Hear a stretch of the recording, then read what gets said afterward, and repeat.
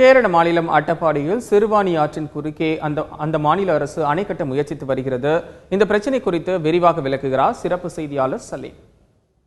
கோவை, திருப்பூர், ஈரோடு இந்த 3 மாவட்டங்களில் உள்ள மக்கள் குடி தண்ணீருக்கும் விவசாயத்திற்கான தண்ணீருக்கும் எந்த ஆற்றை நம்பியிருக்கிறார்கள்? பவானி ஆற்றை தான் நம்பியிருக்கிறார்கள். பவானி ஆறு காவிரியில் கலக்கிறது என்பது நமக்கு தெரியும். ஆனால் பவானி ஆற்றுக்கு பெரும் பகுதியான தண்ணீர் எங்கிருந்து வருகிறது?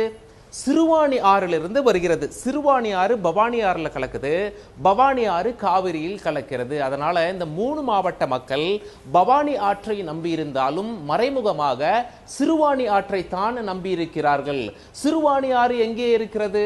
கேரளாவில் இருக்கிறது. இப்ப கேரள அரசாங்கம் என்ன சொல்றாங்க அப்படின்னா, நாங்க சிறுவாணி ஆறுல அணை கட்ட போறோம். எங்க கட்ட போறோம்? அட்டப்பாடி அப்படிங்கிற ஒரு இடத்துல. இது தமிழக கேரள எல்லையில் இருந்தாலும் கேரளாவில் வருகிறது இந்த பகுதி. கோயம்புத்தூர்ல இருந்து சுமார் 44 கிலோமீட்டர் அப்படின்னு சொல்லி நாம சொல்லலாம். கோயம்புத்தூர் மாவட்டத்தை தாண்டி நாம கேரளா உள்ள நுழைஞ்சோம்னா பாலக்காடு மாவட்டம் வருது. அட்டப்பாடி அப்படிங்கிற இடம் பாலக்காடுல தான் இருக்கு. கேரள அரசு என்ன சொல்றாங்க அப்படின்னா, மத்திய அரசு கிட்ட இருந்து முதல் கட்ட ஒப்புதல் எங்களுக்கு கிடைத்து விட்டது. அதாவது சுற்றுச்சூழலுக்கு பாதிப்பு இருக்கா அப்படின்னு சொல்லி இப்போ ஒரு ஆய்வு நடத்தப்படும். அதுலேயும் எங்களுக்கு சாதகமாக அமைந்து விட்டால் நிதி ஒதுக்கப்படும். நிதி ஒதுக்கப்பட்ட பிறகு அணை கட்டப்படும்.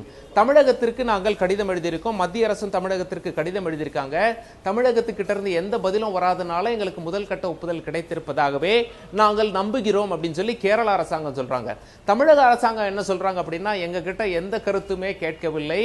கேரளாவில் அட்டப்பாடி அப்படிங்கிற ஒரு பக்கத்தில் சிறுவாணி ஆற்றுல அணை கட்டக்கூடாது, மத்திய அரசு கேரள அரசுக்கு ஒப்புதல் அளிக்க கூடாது அப்படின்னு சொல்லிட்டு தமிழக முதலமைச்சர் இந்திய பிரதமருக்கு கடிதம் எழுதியிருப்பது குறிப்பிடத்தக்கது.